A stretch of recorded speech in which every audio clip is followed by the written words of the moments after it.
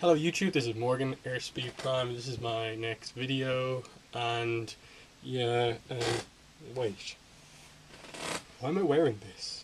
I'll be back in a minute, wait. Sorry about that, I just needed to change, sorry. As you can see, this is much better.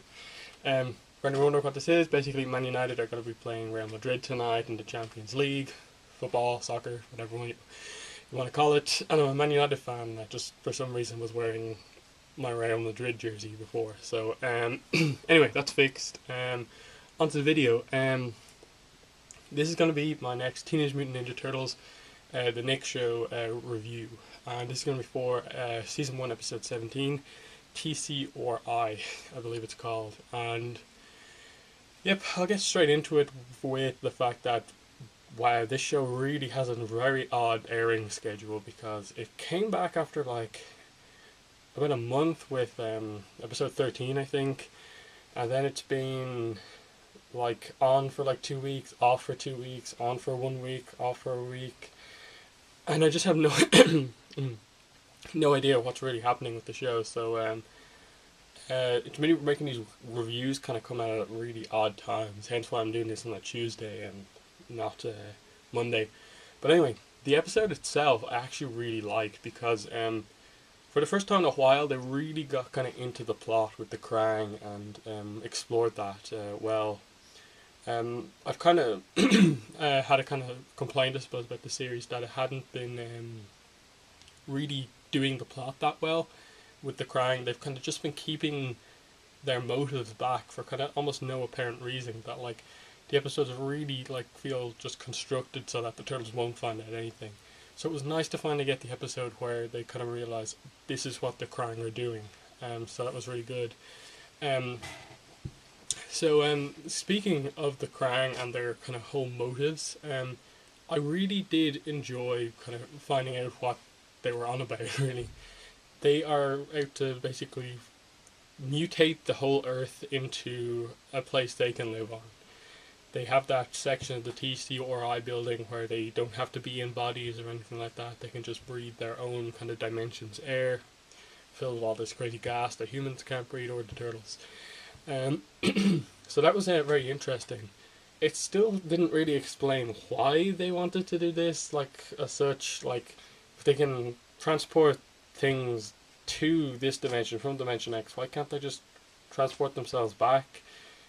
Are they just trying to invade Earth as like an invasion? Are they stuck here? There's still kind of a few mysteries kind of going on that I kind of want answered. Then the whole thing of that they never really needed April's dad, but April instead. I'm wondering like, wait, why? And that's just a really odd thing. Like, they just said, look, oh, April's there, and it wasn't that like you could really speculate about it. It's just it's a mystery for no apparent reason. Like, wait, why April? What? So I was kind of really confused by that. I'm just like, wait, what could April possibly have to do with this, and why are they after her and not her father? And it was pretty weird. But overall, that was pretty cool. They had the whole bringing back the whole different type of Krang droids, the one with the missile elbows. That was pretty cool. As well as just the stuff like the way they got into the building. April with her disguise again, wheeling them in, and like Leatherhead was there. The turtles being like ninjas. That was really cool. But speaking of Leatherhead, he returned for the first time since his debut episode, which was really good that they just went back to that. Lately, the episodes have been really kind of focusing on some cool continuity stuff, which I really like. But Leatherhead was interesting in that he still has these whole anger issues. He's still struggling with that the whole time. Still shaking Donatello's face, which was brilliant. And I kind of love the way they just kept that joke going, that he doesn't just stop it now. And like, he doesn't even know why he's doing it, nor does anyone else know why he loves Donatello's face so much. But yeah. And like, he was very interesting in that, the fact that he's very eager to stop the Krang. He knows more about the Krang than the turtles do. And then the kind of sacrifice at the end of the episode, where to stop more things coming through the kind of transporter, he basically grabbed the whole the kind of earth kind of rock golem thing that came through, and I think overloaded the kind of transporter thing. That was I thought that was kind of well done, because Leatherhead kind of realized that he can't really just stick around with the turtles because he has this whole anger issue. He's friends with the turtles, but he can't always be that way because he gets angry over things. Kind of as Splinter mentioned in the Leatherhead episode. So the fact that he kind of made it up to the turtles for like everything he's kind of like doing, all the anger stuff, he feels he had to do that to do it and save them. So that was cool. Um, the what happens, I suppose, does leave the kind of Krang plot kind of up in the air. They have the whole April thing, and everyone wondering like what that is, and I really want to know. I don't want to be waiting too long for the explanation of what that is, because it was a cliffhanger for a reason, and like I expect an answer fairly soon, so that should be cool. And as well as that, there's the whole thing in the background that Karai has now got Shredder interested in Krang technology. So those two kind of factions should maybe be meeting up soon, and be like a three-way battle, or people joining forces. So that should be pretty good as well.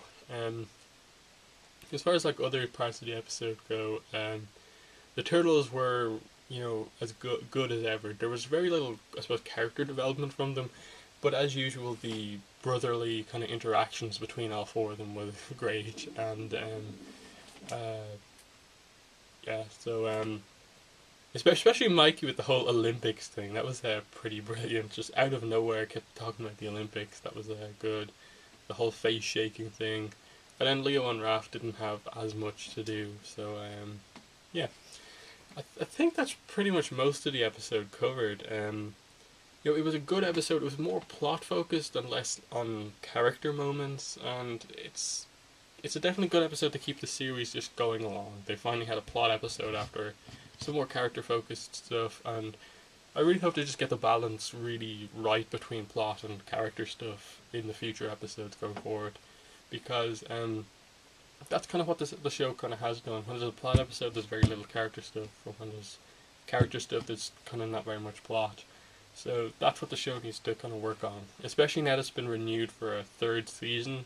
They kind of really need to get going on that and really work out with what they're doing with the airing schedule and stuff like that, because it's just kind of frustrating to have to like check every week just to make sure that the show is actually airing.